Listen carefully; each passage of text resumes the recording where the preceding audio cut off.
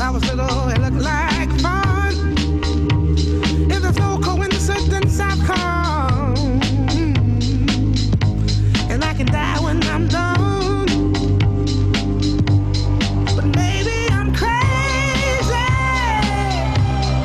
Maybe you're crazy.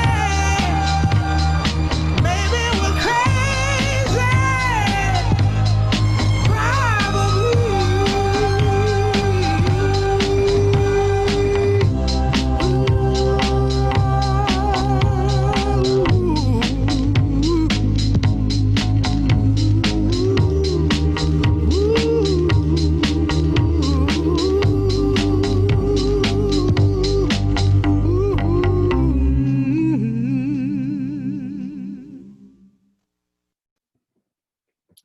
Hello, everybody.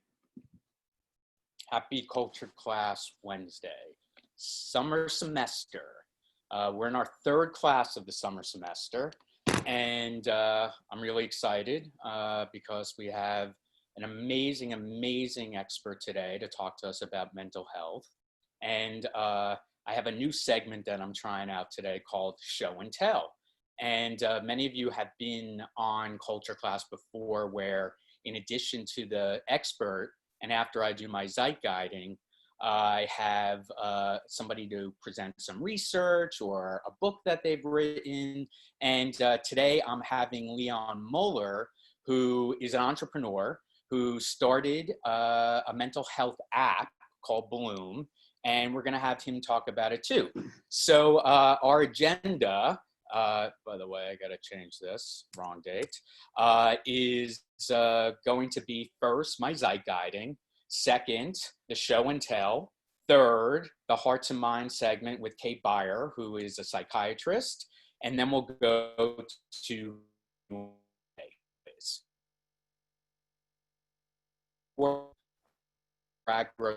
I'm the founder of Zeitguide. Zeitguide means Guide to the Zeitgeist. And Zeitgeist, if you didn't know, means Spirit of the Times in German.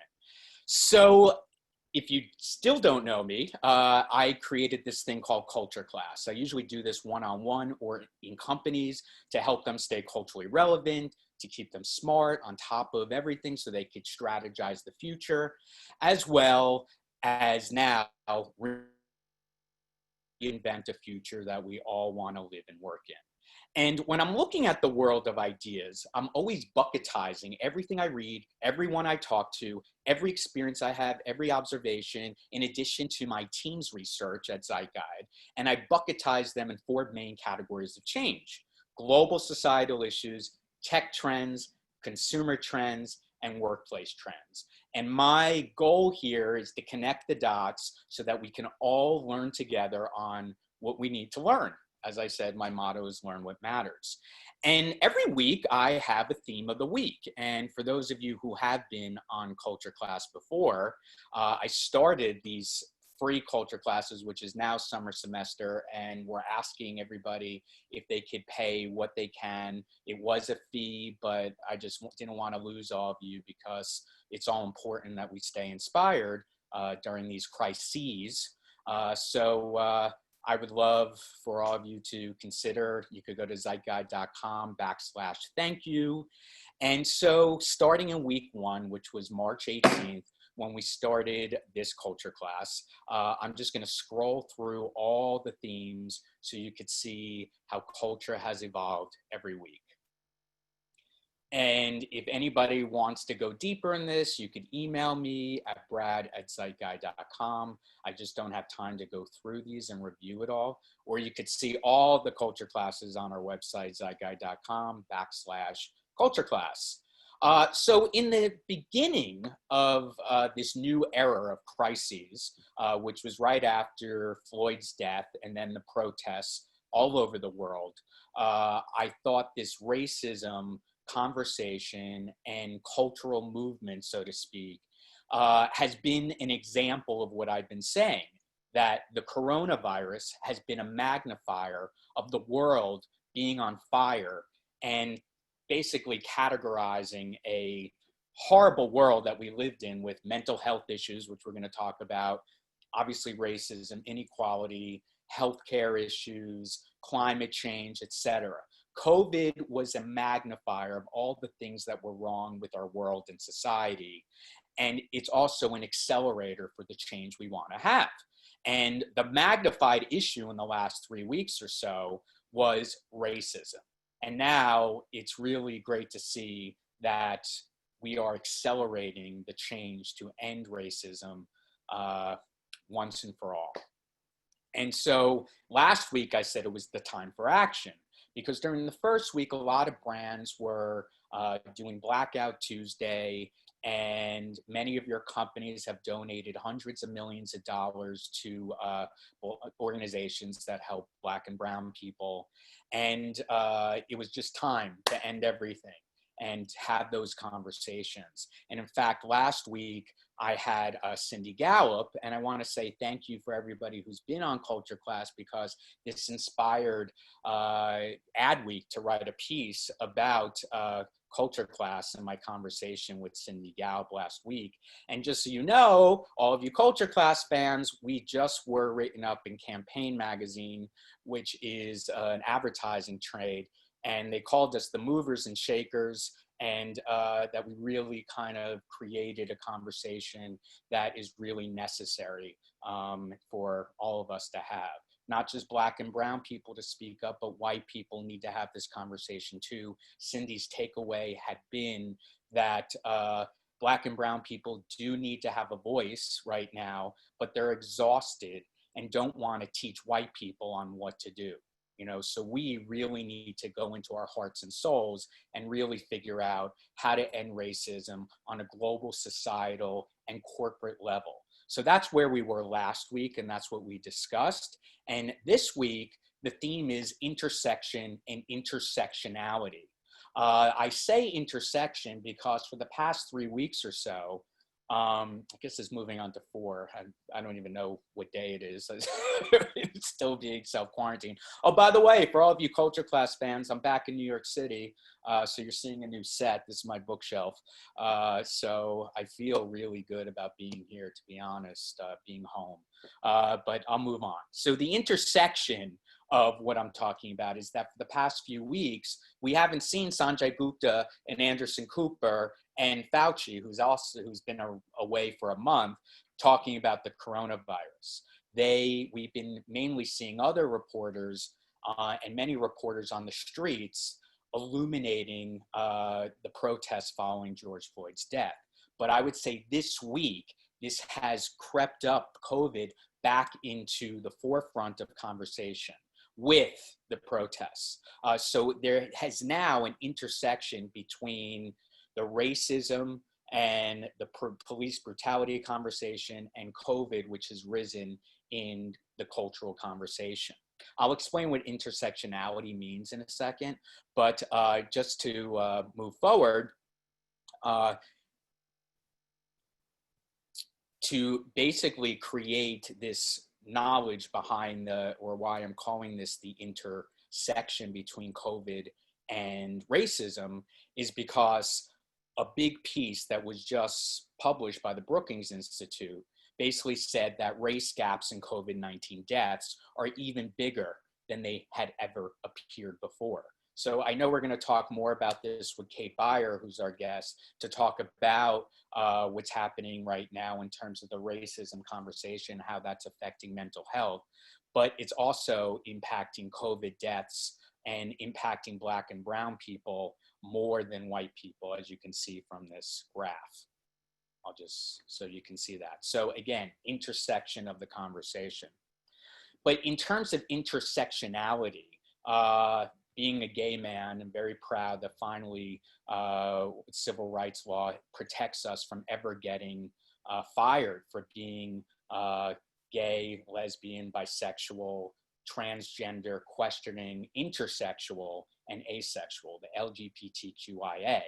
And so where we had been seeing hashtag Black Lives Matters, and we all know, if we didn't, that hashtag All Lives Matters was not the right thing to say.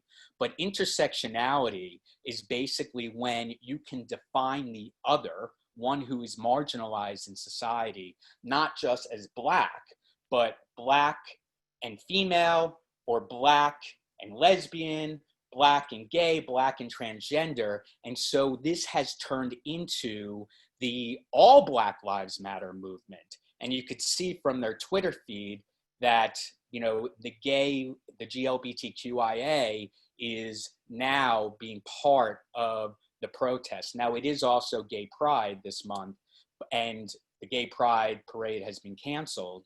But now we're seeing this confluence, this intersectionality between gay people or LGBTQIA people who are proud to be that. And on the flip side, in addition to that, Black Lives Matters. So that's where the conversation has evolved in the last week. In terms of my observation. So just a couple things in terms of the intersection and the rising the COVID conversation. 8 out of 10 Americans are worried that there's going to be a second wave of coronavirus. We have seen an uptick in 18 states. In fact, there also has been an uptake in China, and they've closed schools in Beijing, where China basically said they had 0 cases, and now that's rising too. And what I've learned from listening to this daily podcast on what we're learning about coronavirus is that the fear of it coming back in the fall and the winter is because right now it's beautiful out, we're outside, and the droplets, the aerosol droplets, cannot linger in the outside atmosphere as much as it can linger inside. And as you know, in fall and winter, we're inside more than we are right now. So that's why they think it's going to come back. And it's also rising in South America, which is at their winter stage. So that's a big fear. But, what this expert said on the daily, and by the way, anybody who donates as well, also gets all these links in an email. For those of you who have, thank you. And I'm sure you've seen this. But, what we know right now is that, these droplets, in fact, there was a study right now that when you flush the toilet, coronavirus could jump up into the air, which is scary. And so I read that there's been a rise in a popularity of a product, which are urine bags. It's just an aside. So the rise of coronavirus. And the last thing I just want to say is that in terms of pride, Black and brown pride, GLBTQIA pride, the US national pride falls to record lows. 42% of Americans who were polled, and this is from Gallup, so that's pretty highly regarded, and 42% are only extremely proud to be American, and 21% are very proud to be American. So this is extreme pride among whites is below 50% for the first time. And non-whites pride in America is low to 24%. So just in terms of the curiosity or the takeaway of all this is that I'm asking, what should we say? What do you think? Will this intersection continue? I know COVID's going to continue, right? But are we still going to continue with the conversations? It seems like we are, especially in the corporate world, of really trying to fight racial injustice. But I'm also seeing other marginalized groups will probably start speaking up too, especially my marginalized group, because we, as you can see, have never had rights in work and also in marriage. So, and I would say Black Lives Matter started before #MeToo. #MeToo has happened. That's going to continue to happen as we start to open up in more cases. And I believe that people who experience ageism, people who experience being prejudiced against their disabilities, the LGBTQIA community, I feel like there's going to be a crescendo going on, but hopefully we'll all do it peacefully. So that's my prognostication. Let's just jump to tech really quickly. A lot of stories about techlash I've been talking about before coronavirus, Facebook, consumers were scared, misinformation, mental illness, which I want to talk to Kate about as well, from our addiction, especially in young people, to digital technology. But this week alone, Facebook is really getting a face backlash. I'm saying, you know, right in the beginning of COVID in March 21st, Facebook has moved fast during the coronavirus outbreak. And, you know, it did restore the company's reputation. I couldn't find the piece, but I remember in New York Times, like that week, there was a big photo of Sheryl Sandberg that talked about the rise in sentiment on technology, according to Americans. And just last week, we saw that because Mark Zuckerberg wouldn't do what Twitter did in terms of labeling Trump's social media, in this case a tweet, of looting leads to shooting. Facebook wouldn't do it. People were pissed off at them internally. They walked out, and obviously externally. And, you know, the development this week is that Anti-Defamation League, NACP, are basically pushing advertisers to stop selling or buying ads on Facebook, which people know is like probably one of the most profitable companies when it comes to advertising. And, you know, the shift also is that Senator Hawley, who's basically a Republican, by the way, just want to, is Wi-Fi all good? Everybody could see everything? Yes? Sound? Just thumbs up, thumbs down. Great, thank you. Basically Senator Hawley, and this rose in size, so I can tell you, basically said that he's gonna fight for consumers to actually have the ability to sue Facebook and social media for showing misinformation in terms of politics. And then just to counteract that, Mark Zuckerberg wrote an editorial in the USA Today, which is the most distributed newspaper in America. And he basically said that he is going to announce today that he's going to do a voting campaign for, let me do this, sorry, a voting campaign for people to register to vote on Facebook, and his goal is to help 4 million people register to vote. So my question to everybody is if we're enforcing anti-racism in our companies, in the conversation, and showing, you know, who, my camera, let me just adjust that.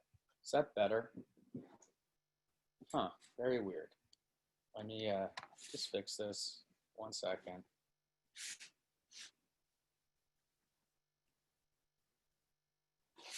I don't know why this is happening. Give me a sec, please, a little. Is that better? Thumbs up, thumbs down?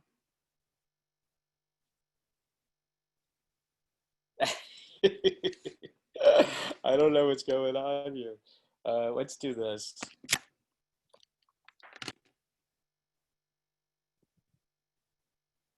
Start video. How's that? Better? Okay. So, I mean, if we're boycotting companies that are racist, if we are firing people who are racist, should we really boycott Facebook at this time? That's my question. I'm going to jump up to consumers right now, and I would say the big conversation there is the deconstruction and the reconstruction of the canon. This has been a huge conversation in history and literature because, like, when I went to high school, we just read, you know, Jane Austen and Charles Dickens and Huckleberry Finn, which obviously was about a Black character and his relationship with a white Southern kid. And, you know, why aren't we reading novels from other voices from all over the world and from different races? So this is actually happening in the cinema world and television. You know, Cops was canceled. Even Paw Patrol was canceled. You know, the cute little cartoon that, you know, kids love because it represents one of the characters as a great cop when we're seeing that not all cops are good. They're brutal. And you know, Queen Latifah basically with Max. Everybody on mute, please. All right, I had to mute bomb you. HBO Max basically took off Gone with the Wind from their new streaming platform because of their depiction of what had happened in the South, you know, in a very racist way. And then they decided to bring it back to have a Black scholar talk about its contextual landmark in history. And Queen Latifah, who actually played the maid in Gone with the Wind, who actually won an Academy Award, who wasn't allowed to actually be at the Academy Awards when she won it, had to basically get called in and then walked out and then kicked out when she got the Academy Award. Her name was Haiti McDonald. And so Queen Latifah played her in the new Netflix show called Hollywood, basically says that it should not bring it back. The ironic thing is that when HBO Max took it off recently, it's had the highest sales in on Amazon Prime. So I'm going to jump to the last thing in terms of the workplace. Oh, the takeaway. Consumer curiosity is that Howard Zinn wrote a great book that reconstituted or reconstructed history, all the history that many of us read in our history books that was written by white men, basically, and that we should all reconstitute history in terms of the perspective of the marginalized. So the question is this going to be happening to film and TV right now? And I'm curious about that.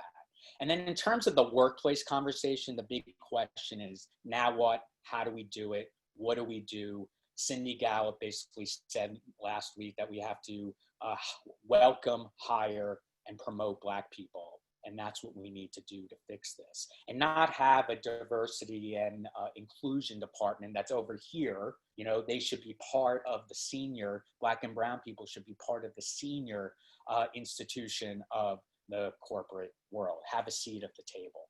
But the two things that I thought were interesting was that the Dallas Fed Chief Kaplan, which is in Texas, which doesn't always have the highest regard to progressivism, basically said that systemic racism is one of the reasons that our economy isn't as good as it possibly can be, and that everybody, a more inclusive economy where everyone has an opportunity will mean faster workforce growth, faster productivity growth, and will grow faster. So that being said, another really interesting thing is that, well, the most interesting thing that I've seen about a corporation or a CEO trying to eradicate racism in the corporate world is that he said that he would tie senior executive pay to improving diversity. I don't know how they're going to measure that, but I thought that was really cool. So that's the zeitguide of the week. You know, intersectionality, reconstruction of the canon. Somebody just told me that Paw Patrol was actually a rumor. I'm not sure if that's true, but if it is, I am, you know, glad that you mentioned it. The idea, though, is that many cop shows are being canceled. You know, cops have been regarded in a positive light with Dragnet, you know, 50s, 60s, 70s, Chips, Hill Street Blues, and they never really depicted the zeitgeist of police brutality. So the ones that are really, you know, that always show that and not really the negative side of what we're experiencing right now are being thought of by those who run the media, who are all basically white men too, everybody should know, are, you know, basically canceling it. They're having a tough time in media and advertising and all consumer-facing businesses right now because it's really hard to address these problems when a majority of the people on the corporate height of a corporation are being are mostly white men. So it'll be interesting to see where this goes. All right, so let's shift to mental health. How's that sound? All of this could really, I'm laughing. It's a really serious issue. I hope no people weren't offended that I played Crazy by Gnarls Barkley. As you know, I always try to pick a song as an overture that defines the theme. I just love that song and I thought it could be peppy. But we're gonna shift to this conversation. And before we talk to our zeitguest, Kate Beyrer, I am going to introduce a friend of mine. named Leon Mueller, an entrepreneur who has an app that he just created called Bloom, which is a cognitive behavioral therapy app, a self-therapy app that I actually praised him in the Hollywood Reporter just a couple months ago, where they talked about, and this was pre-COVID, you could see it's March 3rd, 9 apps to help manage stress. And I think all of them are probably doing really well right now because we're all really stressed out, as we should be. And Kate's going to tell us more about that. And, you know, we talked about this reporter, Deegan Penner, talked about 10% Happier. And I talked about Bloom, which I have been a fan of. Which I feel that they focus on a theme, whether it's reducing stress, anxiety, loneliness, gaining confidence, self-love, or joy, and has a guide to walk you through the tools and journal exercises. I'm going to have Leon talk about it in a second. But many of you, I'm sure, on television have seen all these Calm apps, which are based on meditation, and there's Headspace, and there's several others. But in the show and tell section, our news section, I'm going to have Leon Mueller talk about Bloom. Hey, Leon, are you there? I am here. Yes, I am. Let's see you. I can't see you. Well, you know what? Let's unshare. Actually, I'm not going to unshare. I don't see you. There you are. I just switched on my video. Hey, oh, how's it going? There you go. Leon Mueller, originally from Berlin, Germany, right? Yeah, sort of. And has been self-quarantined in the United States, in New York. And I've known Leon for a while. I've been very impressed with his enthusiasm, his drive. He's a young entrepreneur. And I always love to hear those voices as well. And before we talk to Leon to just briefly talk about Bloom, I'm going to show this little 1-minute video so people can see what it is.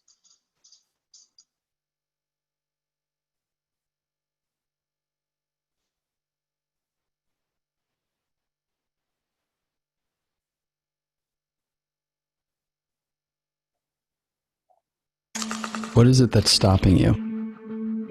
Is it you? Stuck in a daydream?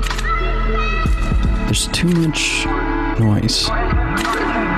Breathe. And slowly reach within. See the colors.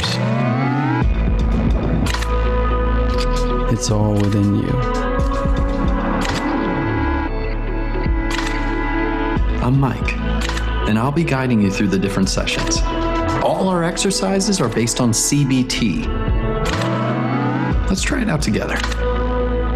How do you feel today? Anger is a natural feeling that can always enter our life. What would you say is the source of your anger?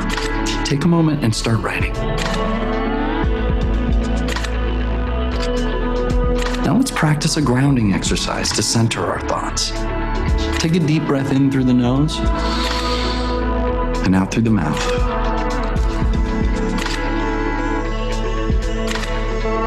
So question number 1, Leon. Is that supposed to be you in a different form?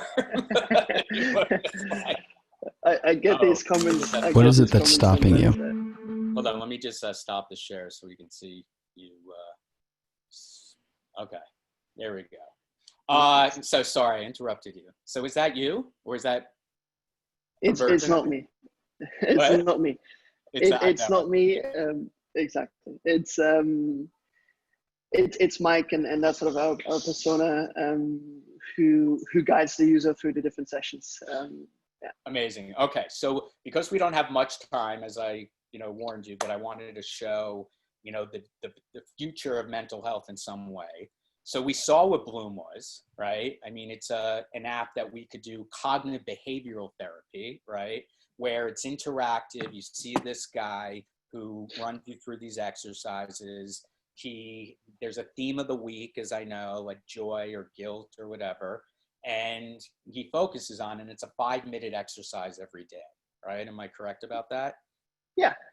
Yeah, expound. What am I missing? Exactly. So Bloom essentially is a self-therapy app that uses CBT to empower really everyone to be their own therapist, right? The beauty about CBT is two things. It's the most effective form of therapy, talk therapy. It's so effective because it goes into the present and how you interpret current events and gives you strategies and helps you retrain your brain, basically, right? To see it in a different light and basically analyzes what you do or what you think about them, cognitive, and what you do about them. Now, by the way, we're going to ask our expert, a psychiatrist, who's going to be coming on. She's coming on board, exactly. But the interesting thing about CBT is you don't need a therapist. So what we've created with Bloom, you can practice these exercises yourself, right? So what we've created with Bloom is a self-therapy app that gives you pre-recorded video therapy sessions that guide you through different CBT exercises based on how you feel, right? If you feel angry or if you feel stressed or you feel anxious, you go into different exercises, into different sessions. So it's very personalized. And that's also where what we've seen. I mean, so my co-founder and I started to build this company about 6 months ago, and sort of we've been to therapy ourselves. We actually tried to find a therapist in New York and realized, okay, therapy is, for a lot of people, 80% of Americans, actually not affordable. If you go outside of big cities, there are also not enough therapists out there, right? And so many of our friends sort of struggled with stress and anxiety on a daily basis, especially as an entrepreneur. You have always these thoughts. And that's when we came across CBT and started practicing a lot ourselves. And that's why we sort of put it together into an app to really empower everyone to practice CBT, to reduce stress, to calm anxiety, and improve their mental health on a daily basis at a very affordable and fun and engaging way, basically. How much is it? And so we have a yearly subscription, which is $60 and comes with a 7-day trial. So you can try it out for a week for free, and then in sort of $60 for the yearly subscription, which comes down to $4.99 a month. We also have a monthly plan if you want to check it out, which is $14.49. And during Corona, we're also offering a free month. So if you go to enjoybloom.com and you see at the top, you can sort of get a free month. Basically, you just have to download the app and register, and then it gets unlocked in the background. And then we also have a lifetime plan, but monthly and yearly plan is sort of the usual. Awesome. So let's try it out, right? I know a lot of us are meditating with Calm and Headspace, but I want to learn from Kate Beyrer, who I'm going to introduce. Thanks, Leon, for coming on. I wanted to show another voice, but this is an affordable way because, one of the things I want to talk about, Kate, is like, we can see how mental health is impacting us. It was a pandemic before the pandemic. And I believe, and I think Kate is going to agree with me, or maybe I'm wrong, it's going to get worse. And mental health is definitely part of the forefront of the conversation right now. And, this is an affordable way because we know how expensive, therapy is and that our insurance doesn't really cover it. So thank you for creating that. And I'm excited to see where you grow and where you succeed. And thanks for coming on. Leon? All right. Kate, are you there? You gotta mute me, dear. Am I there? There. Can you hear me? You. Okay. Does everybody hear Kate? Hello. All right. Yes. Welcome, everybody. Super. Hi. So I want to introduce Kate Beyrer.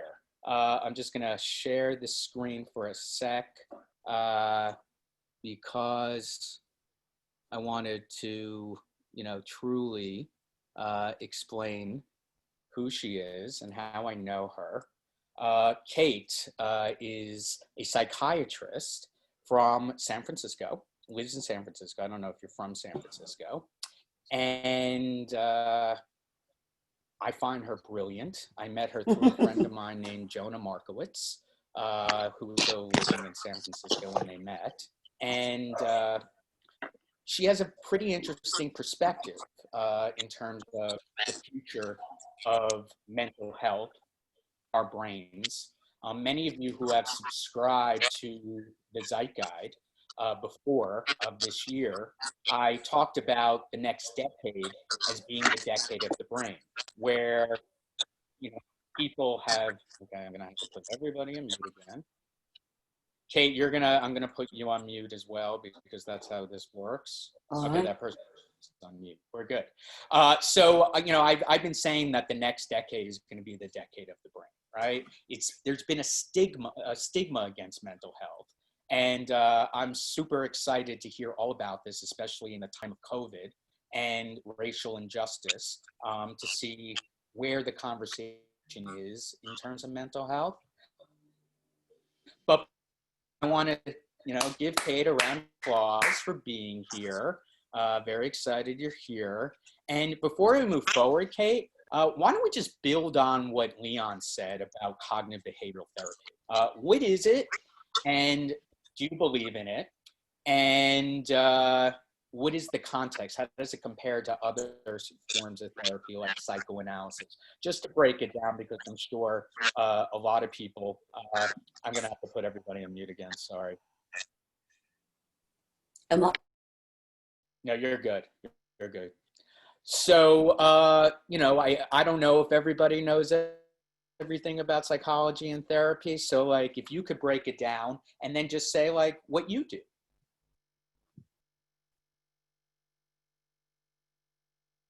Can't hear you.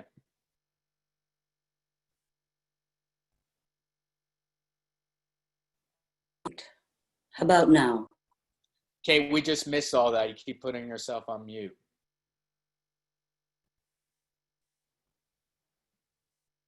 Here we go. Can you hear me There we now? go. Okay, I Now we apologize. can. Okay, All right, I may Kate, be what's cognitive brilliant. behavioral therapy? Okay, in spite of my brilliance, I can't manage technology. So the first thing is, Okay. It's bad for your mental health anyway, right?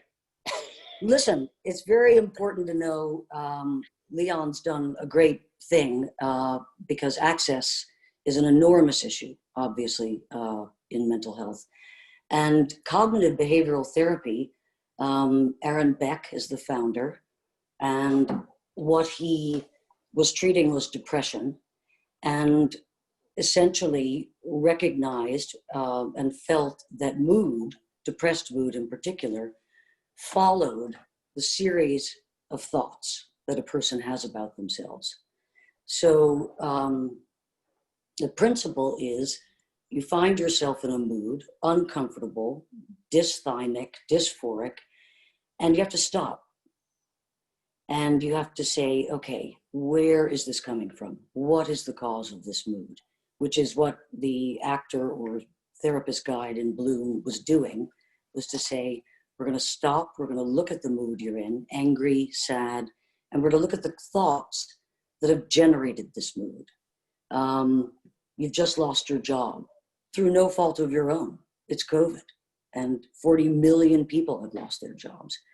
But the individual may feel depressed about it, obviously, but really that they're a failure. And that's what's tanking them, is their own thoughts about this loss. They're a failure, they're not, other people at my company didn't lose the job. Why was my position liquidated? And the nature of the mind, unfortunately, is to look for the reasons that things are happening on the outside within. It's something I did. It's something about me that's put me in this position of being unemployed. And Like that shame. is true. Like it's shame, more or less? No, it's an attack. It's Okay. a self-attack. We attack ourselves in silence. And cognitive behavioral therapy, which is extremely effective for depression, although not the most effective treatment for depression is a combination of psychotherapy and medication. So it's the combination if you're talking about major depression. So, but CBT is remarkably effective, and it's an important, anybody, whether you're an analyst, a psychopharmacologist, principally only use CBT, nobody's pure in their approach. Suffering is suffering. And humans require all of these efforts in order to get out of, for example, a depression. So CBT would be one method. Shrinks, whether they're analysts or not, employ cognitive behavioral therapy to treat people. And it is something, interestingly enough, looking at that app, though you can do it by yourself, it's more effective with a therapist. That's another finding in the research. So that guy on the app being present and acting like your shrink is a very good idea. It's a very, very good idea, because most of the mental health apps I've seen leave you alone with imagery, abstract imagery. And so to not be left alone is key when you're suffering mentally. And I mean, I'd like to say, the major issue psychically, I think, with COVID has been isolation. We're isolated. And as a species, that is not how we evolved. We evolved as a band of essentially 17 people, 2 reproducing couples, infants, some old people, particularly old women. That's who survived the longest. And we populated the globe from Africa to Patagonia in 15,000 years in this small kind of band. And we were really never alone. And so this sudden, if you're single, if you've, you're exactly, so many people in America living alone, and COVID has cut you off from your normal engagements with people.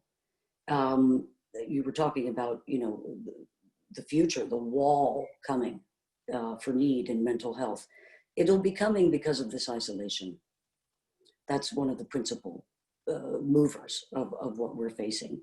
And I mean, I think I think we're going to need every modality we have on hand. We're going to need CBT. We're going to need increased access. We're going to need money. We're going to need funding.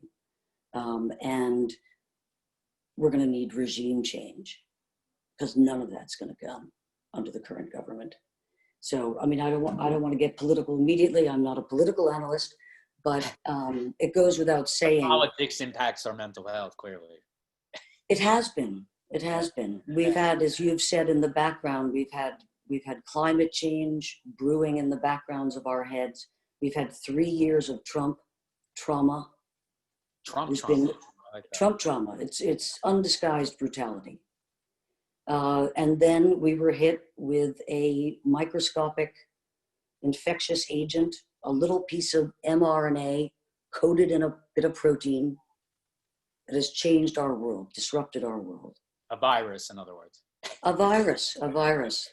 And in the midst of our virus, we watched a brutal murder.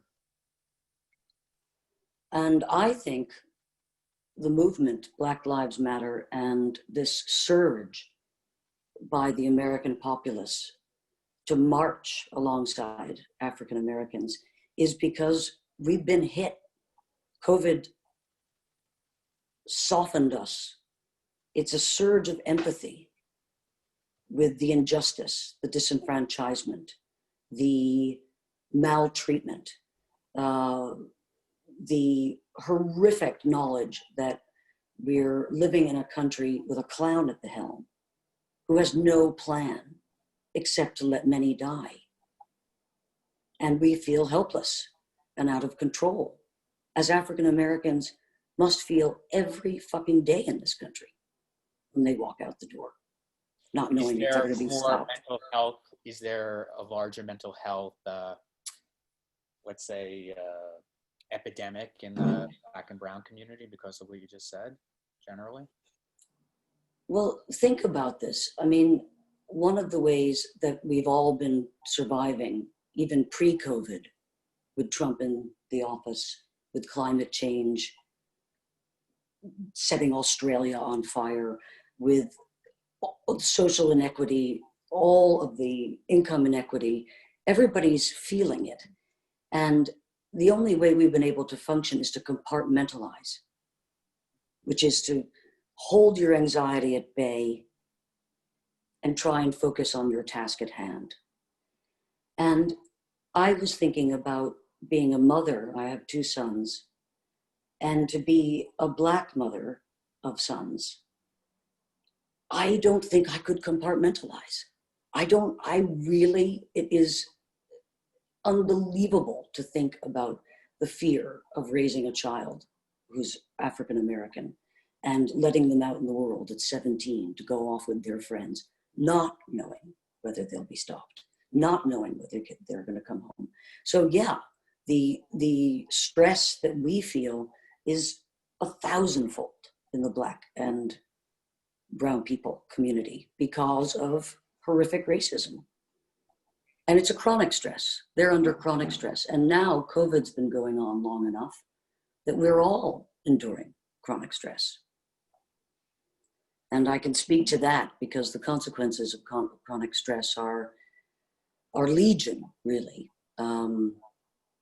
Your brain is adapted to be able to survive life-threatening attacks. This is an existential attack. COVID. Like fight or flight kind of thing? Fight or flight, exactly. The brain is ready for, say, attack by a lion. And everything is meant to be wired in that moment for survival. So the brain tells small glands above the kidneys, called the adrenal glands, we need steroids. We need steroids to get out of this. The steroids start pumping from your adrenal glands. And this has been going on for 11 weeks for all of us. And these corticosteroids communicate back to the brain, and they say, listen, we need every single neurochemical available to run out of here, to jump, to escape, to bring what we need. And that is this enormous flood of dopamine, epinephrine, norepinephrine, and adrenaline. And if this Neurotransmitters, right? 4 neurotransmitters, the principal transmitters of mood, wish, volition, libido, humor, all of it is in a chemical form. All of these things that we think of as personality come out and are in a chemical form in these neurotransmitters. However, if you're under chronic stress, as we have been, you're eventually depleted of these neurotransmitters. You are out of steam. You're running on fumes. You no longer can sleep because these neurotransmitters are essential for circadian rhythm. You can't sleep. You're not eating well. Your GI tract feels a mess. You can't concentrate. Your memory is dependent on these neurotransmitters. And you're essentially in a state of depletion. And there are many answers to this state of depletion. If it's severe enough, you need antidepressants because that's essentially how they work. They replete the brain of the bath of neurotransmitters that you need to mentally function. And if this bath is empty, you can't function. If it's not that severe, let me just yeah. Let me just chime in for a sec. So you are you are a psychopharmacologist. You're an MD in addition to a psychiatrist, right? So you really understand the biochemistry in terms of neurotransmitters, and you just said you need medication right at this point. So is it still, a lot of people feel that there's a weakness, right? If they take medication to get out of mental illness, right? Mm. And, what do you have to say to that? Well, I think the stigma of having feelings that are severe enough that you would require medication is a kind of instinctual repulsion that we all have about crazy. It's terrifying to feel out of control. And what people do, many people, I practice in California, though I am a New Yorker originally, they fall back on original assumptions about why their mood or their inability to function comes from essentially almost a religious background. People say it's a loss of it's a failure of will that I am feeling this badly, or it's because I've been a bad person that I'm feeling this badly. And rather than acknowledging the truth, which is, though it's the mind and it seems like it's your feelings and it's your relationship to music and other people and all these things, it's going on in an organ that you're prejudicing. You would never deny yourself insulin if you were a diabetic whose pancreas didn't make insulin. You would never not take an antihypertensive drug if you had unknown cause of hypertension, familial hypertension. You would never do that, and yet you would. High blood pressure, yeah. You so that would would be for the heart. What you're saying is that, like, you know, if you have different ailments of the body, there is a physical component to it that you're fixing through medicine. And the brain, although we think of it as like a spiritual entity, a cognitive entity, an intellectual entity who makes us us, it's also a part of our body that could be unhealthy based on biology. Yes, it is made of carbon, hydrogen, nitrogen, oxygen. It is very organic. It's organic. The brain is an organ. And as I said, in these patterns of chronic stress, fight or flight, you're fighting for your life, even if you don't recognize that circumstantially. The old brain knows you're fighting for your life. That level of stress is going to lead to this depletion of neurotransmitters. And, you know, if you get depressed enough, no amount of sleep, no amount of exercise, is going to replete it. You really need medicine. And so I always thought that, you know, let's say the biological component of depression, anxiety, bipolar, any kind of mental illness is genetic, really, just like you might get hypertension because it's genetic, right? So you have the biology producing depression or anxiety, right? But you're also saying that depression or anxiety that could be experienced through COVID or racism is could cause a depletion of the neurotransmitters as well. Indeed. And only 50% of our psychiatric disposition is determined genetically. Environment is extremely important. Even in utero, environments are extremely important. So it's not that it is entirely genetic, whether you'll suffer a major depression, whether you'll develop bipolar disorder, whether you'll have insomnia and anxiety. That is only 50% determined by genetics. And this is what I'm saying, why COVID has been such an unbelievable challenge to mental health, because this is life-threatening, existential threat, can throw us into states of depletion, which ultimately lead to depression. You mean this, COVID and Yeah, racial injustice? what we're enduring.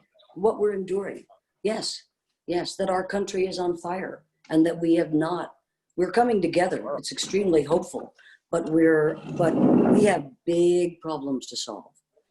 And we must, otherwise this threat isn't going away. I wanted to say, because though I'm a psychopharmacologist, I'm also curious. I mean, this already.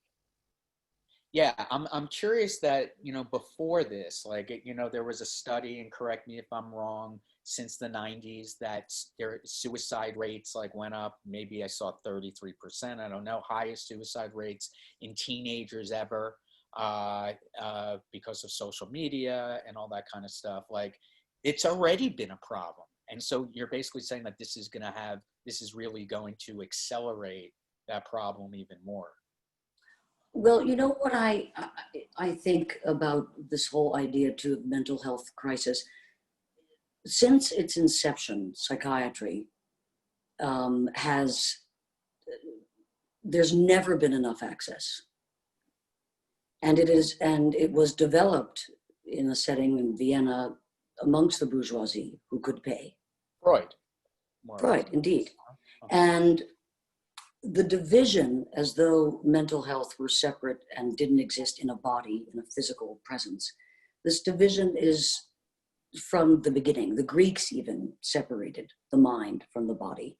And so it's always been a problem that there are an inadequate number of people to treat, to offer therapy, to offer psychiatric services. And COVID really brought forth to me the enormous problem of access. I think generationally, it's a very fortunate thing. I think I call them kids, anybody who's 30 or in their 30s and younger. Like Leon. They know when they're in trouble in their mind.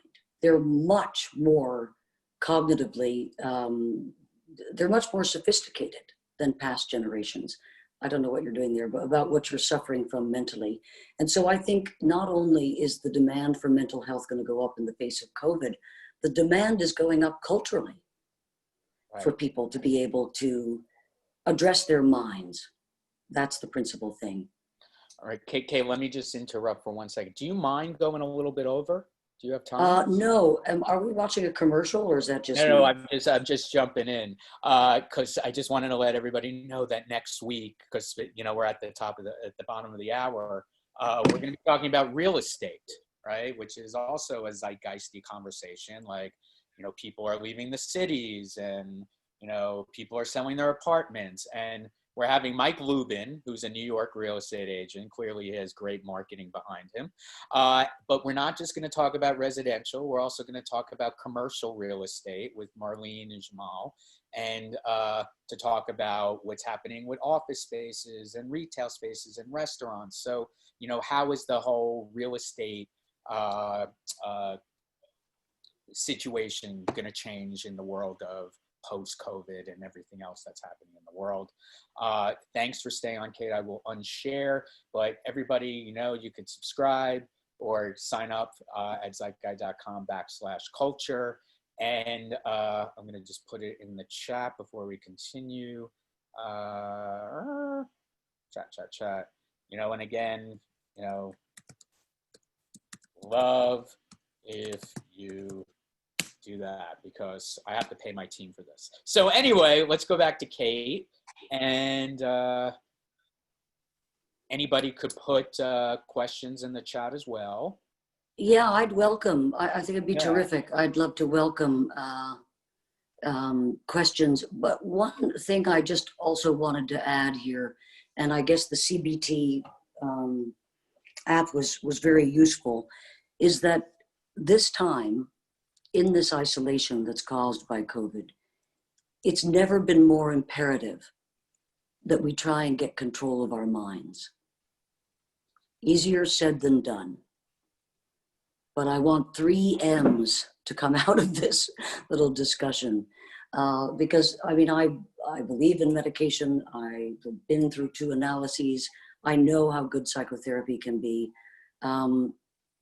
But I believe you need additional practices. So you're saying, like, focus on the biology, focus on the psychology, right? Yes. You need practices, which you're going to basically do that it's like kind of like you need all 3, like mind, body, spirit, in a sense. Yes. Every modality is required if you're going to get control of your mind. And I love this analogy.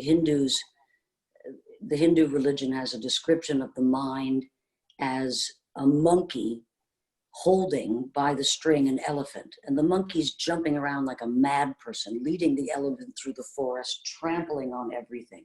And you got to get control of the monkey, make the monkey drop the rope. The monkey mind, right? A monkey mind, so that you can have an elephant peacefully in the forest. And again, easier said than done, but with a kind of spirit of generosity that Americans are finding, and this is happening internationally, people are offering incredible free services for learning transcendental meditation. It's the simplest kind. It's like the CBT of psychotherapy. It is by far the easiest thing to learn. And I'm moved by the amount of offerings that have come online from teachers to teach meditation. So that's one aspect of what I think is, if you've ever thought about it, now is the time, because you want control of the elephant and the string. And the other thing is to do what? Sorry, now's the time to do what? to learn meditation, to learn a form of calming the mind. So you have to do that too, in addition. Oh, indeed. I think so. Yes, I think so. And I think one other thing I want to, because I am not a guru and I wouldn't dare to offer, say, a spiritual teaching here, but I have been a practitioner since I was a teenager, that I'm just going to offer a small mantra for anyone here, one that I discovered a couple of weeks ago on a podcast by the Nancy Hulla and Sherry Salata show. And it was by Marcy Shimoff, who's a big researcher in happiness. And her mantra, I'm going to ask you all to do it. Because you put your, no, it's a quick experiment. You're just going to say something 3 times. We're going to put our hands on our neck, our chests. Brad, you got to do it with me. And I'm going to do this every day, though. That's the hard part. No, listen, it takes 2 seconds. Don't give me a hard time. All right. And you put your hands on your chest, and you're going to say the following words as you close your eyes: love, love, love, ease, compassion. Compassion. Love, ease, compassion. Love, ease, compassion. And you can say this anytime, anywhere. I promise, as you do this experiment, because it also presses oxytocin receptors in the brain, the hormone of love, that it melts some of the barriers to your own self-attacks, which is what we end up doing when we're alone and in isolation. And so a meditation practice is a goal. You can do love, ease, compassion while you're waiting online at Trader Joe's with your damn mask on and feeling frustration. You can say this and start going. And then the third thing is movement. Exercise. The brain, movement. Everyone who's ever seen me as a psychiatrist knows I'm a fascist about exercise. And it isn't merely cardio, it's movement. And I'd like to suggest that a real yoga right now is movement and protest. That's also movement. It's meaningful movement. It's a yoga. It's a yoga to protest. And I've been trying to tie it together, how all of this does make sense. You need to do meaningful things to get out of this sense of being overwhelmed. And one of them would be to stand beside someone who needs you. It helps to not think about the self. Altruism is a great relief. So again, practice, biology, therapy, right? You have to do all 3. And that's great coming from a psychiatrist and a psychopharmacologist too, that you believe in these other things that people might think are like woo-woo or, but it seems like now more than ever, we really need to meditate because of this and everything else that's happening around us. Well, you need to meditate because all of these enormous problems will overwhelm you and you won't be present. You can't be present to anyone.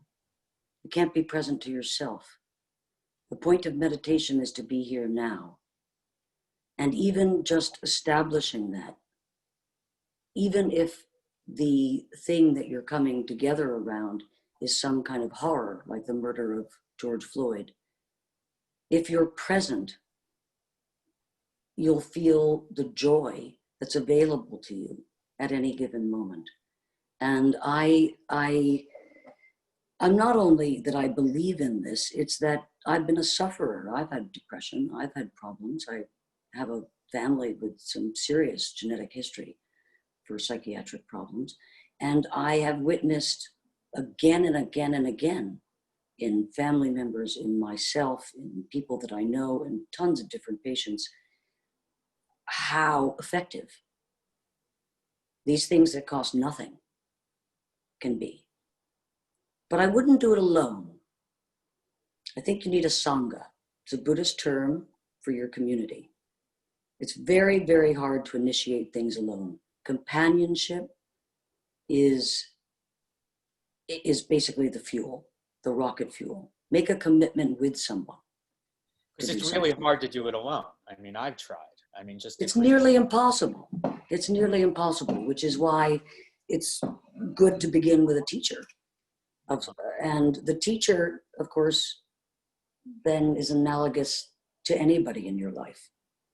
But the point of being with peers, of trying to travel this piece of road with a companion, that's how we're built. We feel incredible relief by being together, typically. And so I would suggest that those three things, meditation, mantra, and movement, are done with others or with just one other, you're going to increase exponentially its efficacy. Not to mention getting back to it every time. What is your vision, though, of the future right now? I mean, clearly this trauma, this I think you called it COVID trauma or the era trauma, mental health is going to be at a pinnacle in our society. What do you think needs to be done? You did mention funding, right? Well, I think the, I mean, just anecdotally, my own, what forced me to change, in a way, COVID forced me to change the way that I practice. I'd always insisted that a patient come see me physically.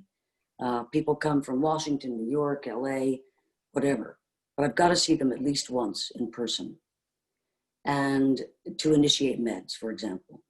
And I'd held that as a rule until COVID, and a couple of different therapists called me. They had a 25-year-old, a 30-year-old, a 28-year-old, all of whom started new jobs and were either anxious or depressed or had ADHD. They needed treatment.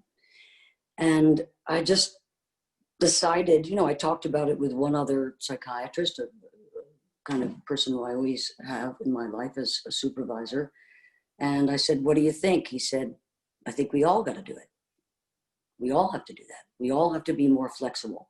So the future is going to entail much greater flexibility of practitioners, which is going to, and so many people can't make it in to see me in the office. It's very obvious.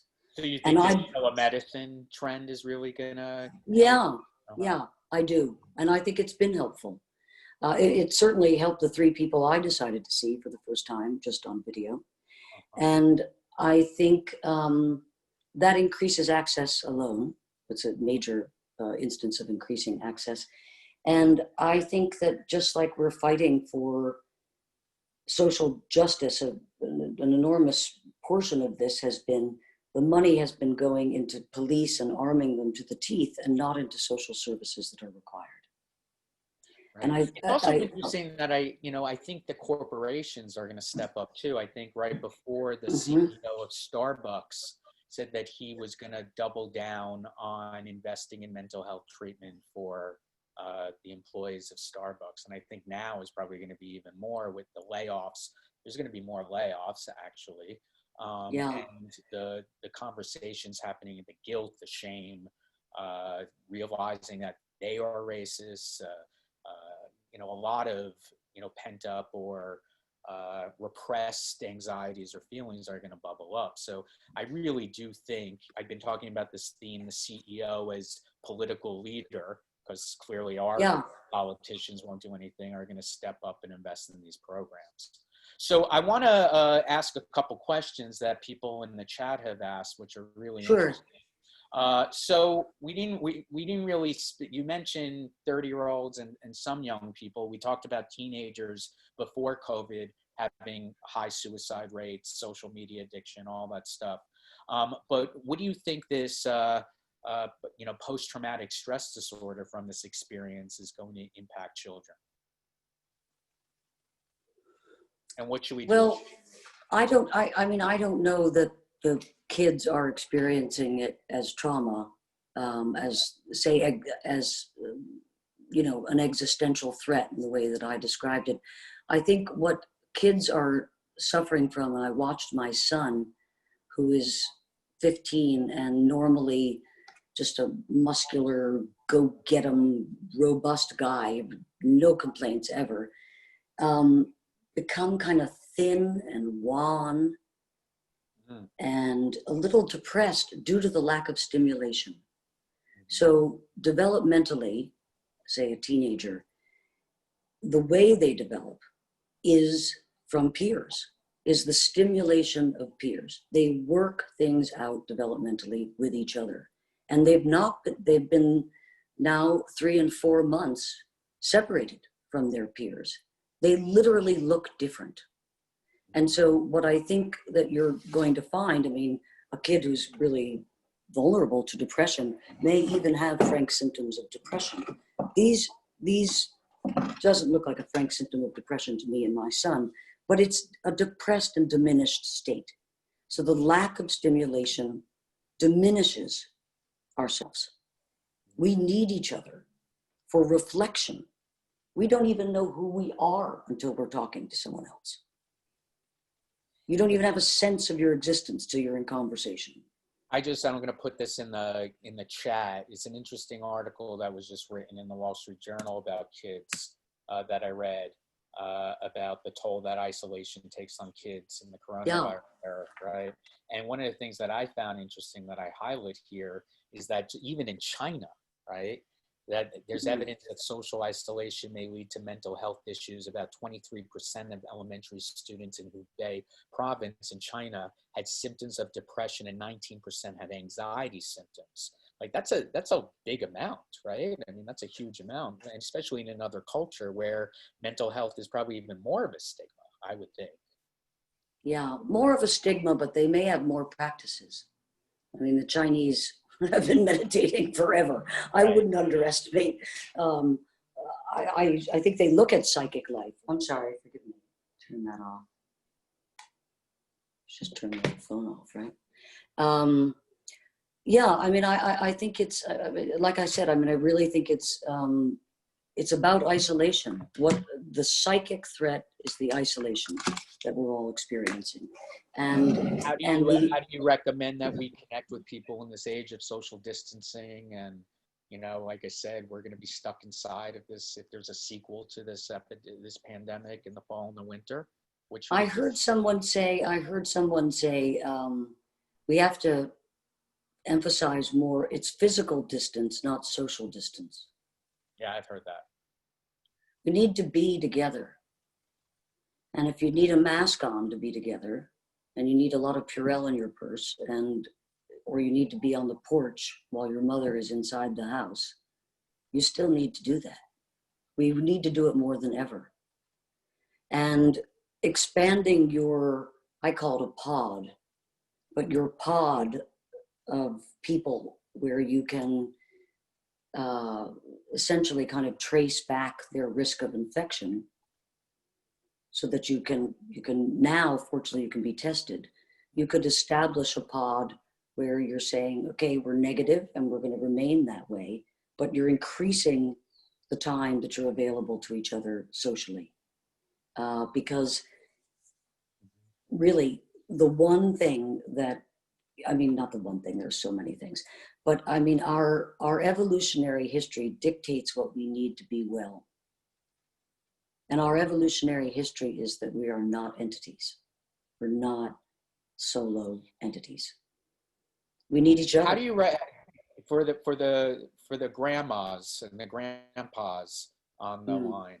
I know my mother and my father are both on. Hi guys. You know, they miss seeing their grandkids, right? So it's awful. Yeah. Well, I mean, I think, like I said, if it's possible, I mean, it turns out it's a big to do, because I have in-laws here who are in their late 80s, and seeing my children is a huge part of their raison d'etre now. We've been going and visiting on the deck.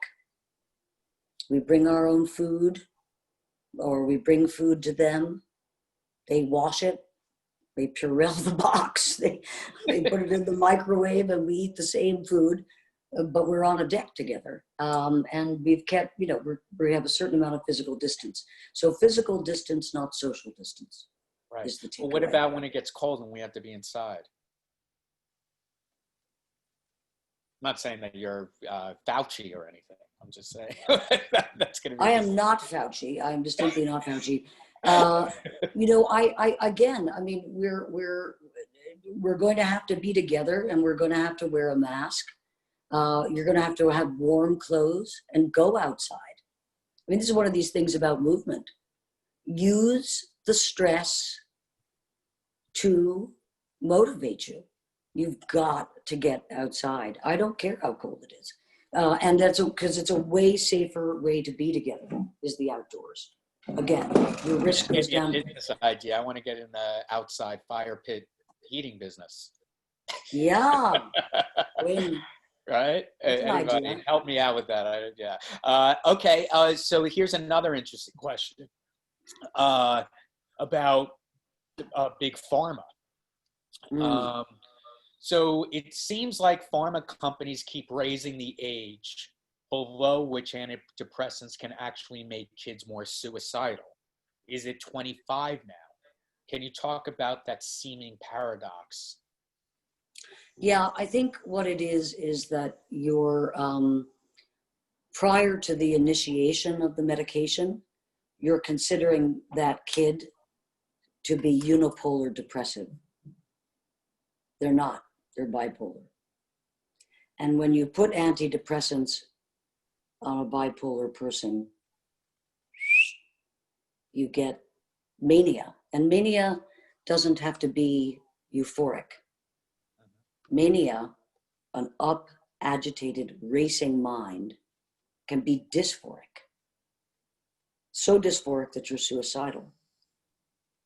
But you're not, so the term is a mixed state. So very likely the suicidal child put on antidepressants is bipolar. And that's not understood prior to the initiation of meds. And there's, when people say bipolar, they think of manic depression. Like the famous person was Patty Duke, who kind of came out, the actress who came out for being bipolar. But there's other kinds of bipolar now, like bipolar 2. So could you explain? So you're talking about maybe not just bipolar 1, you're talking about bipolar 2. And no, bipolar 1 exists in children. Okay. Of course. Full-blown disease, full-blown mania, full-blown everything. So, I mean, it's a very important fact. People don't think kids can have the full-blown disorder, but they can indeed. Yeah, I mean, I don't know what you want to say about it. We're recognizing a significant number of people get worse on antidepressants. They get worse on them. Where they get better for a little while and then it gets worse again. Typically, they're just not seen often enough. You can tell right away when people are getting worse on antidepressants if you see them frequently enough, which I make sure I do when I'm practicing. But the issue is that fortunately, as the arsenal of medications and the pharmacopoeia itself has grown, there are many, many ways to treat, I'm just going to say, mood. Define mood, because that's a really, that's a word that's used in psychology and psychiatry, from what I've learned. Well, mood is another term for state, the state you're in. And the state can shift, right? Back and forth. And just as your mood can. From depressed to sunny, and your states can change, which is the point of what a meditation practice is to change your state, change the state you're in, to go from agitated, anxious, angry to calm. It's a state change, it's a mood change. Does that make sense? Absolutely, absolutely. Okay. Anybody have any other questions for Kate? Andiamo. Yeah. So we can't really continue. So it's really the vaccine, you think, that is going to enable us to be not social or physical distance anymore. Is that really true as a medical expert? Yeah, I mean, my brother is on the enormous efforts to, he's an AIDS epidemiologist, and he's joined Fauci, and he's on, essentially the guiding board for the vaccine. And this is a very good news about a lot of things that COVID has sped up. And one of them is science. Yeah. And the amount of collaboration. And it's just astonishing. We're going to have something faster than we've ever had before. Right. And presumably They would simultaneously. keep it up to themselves. They would keep it to themselves so they could get published in Science magazine or the New England Journal of Medicine. It seems like Sweetheart, that is an awful, awful view of scientists. That is so not. Well, that's what I heard. I actually worked in Mount Sinai one summer, and that's what I learned. Okay. So that's not true. You just debunked a myth. Well, it's not my experience. I mean, it's not my experience of scientists. And I've been enjoying these UCSF weekly grand rounds on COVID. And the scientists themselves are over the moon about the level of collaboration that's going on. It's as though technology too. Right. No, but it's also as though the goal is now we have one goal. It's all to be safe. And you're right. The goal had been, publish or perish. To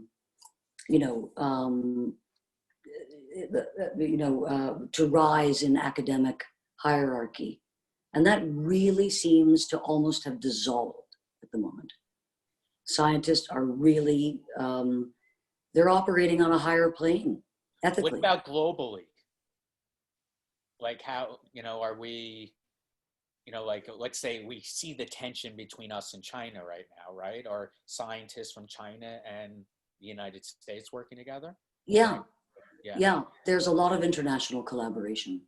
And I think, we should have every confidence that we're going to get a vaccine, and we're going to get it much sooner than has ever happened before.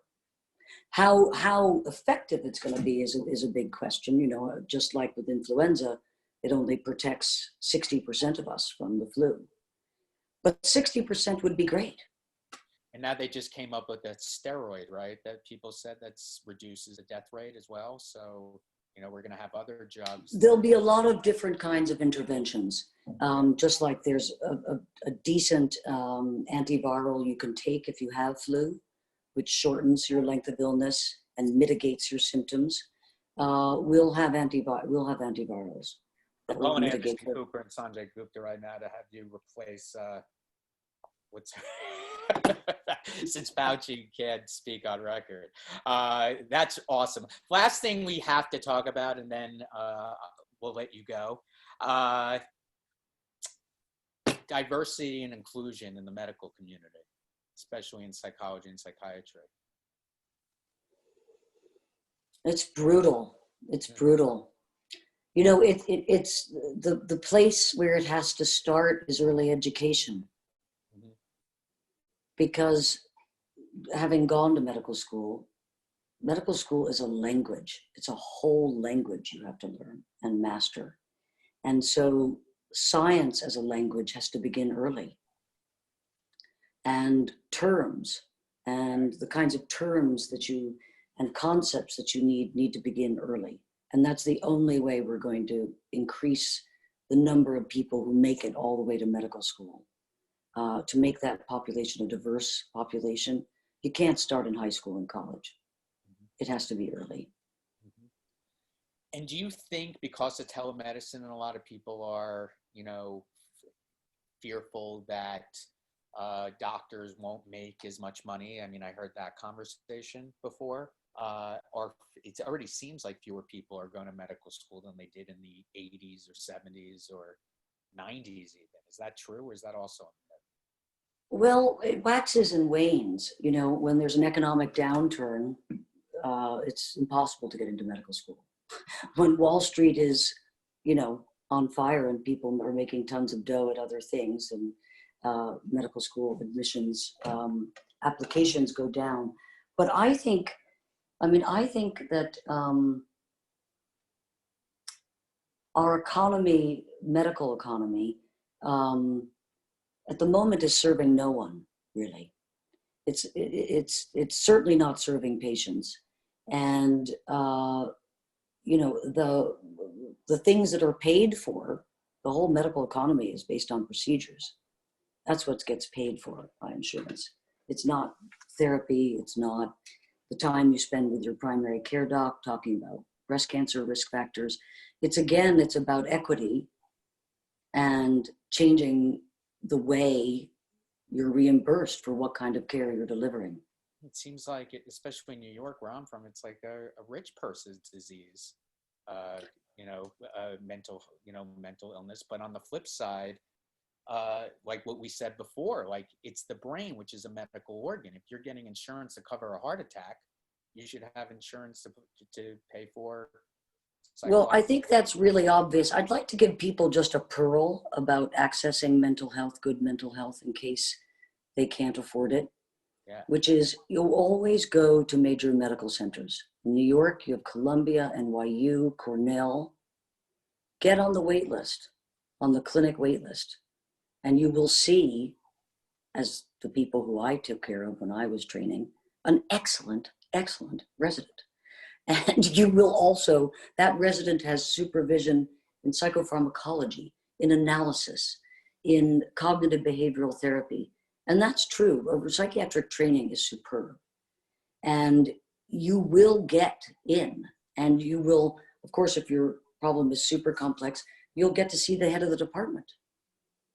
Always look for major medical centers if you feel you can't afford care, because that is the point of training, is to treat the poor. Let's end on that note. That's really Okay. inspirational, Kate. That's okay, so we could go to medical centers. We got to do the 3 M's: meditation, mantra, and movement. Yes. Find a good shrink in the medical center and take drugs. In a nutshell. I don't know if that is, or no punning. Well, I'm a Yeah, I simplifier, mean, right? It's my job, a simplifier, right? anyway, it was delightful to be on, and I hope everybody is taking care of themselves, because this is a time to not fall apart. And whatever, I'll give Brad a list of resources and various things that people can access, so that I'm not leaving with you guys with empty hands. Okay. And if there's any other information, Kate, like you're not, oh, that's the other thing. You're ungoogleable, so we can't find you. I love that. All right. So far. After this, We shall see. You'll be Googleable. Kate I might be Beyrer, Googleable. everybody. You're amazing. Okay. Thank you for your inspiration. And I just look at these chats. They love you. Everybody in culture class loves you. Oh, So, well, it's my pleasure. right? Take care, everyone. Love, ease, Wait. compassion. Love. Don't forget the ease. Ease is so key. Love, ease, compassion. Love, ease, compassion. Love, ease, compassion. All right. Love you, Kate. Namaste. Thanks, Ciao, everybody. ciao. See you next week. Real estate. That'll help our mental health. Not. Gotcha.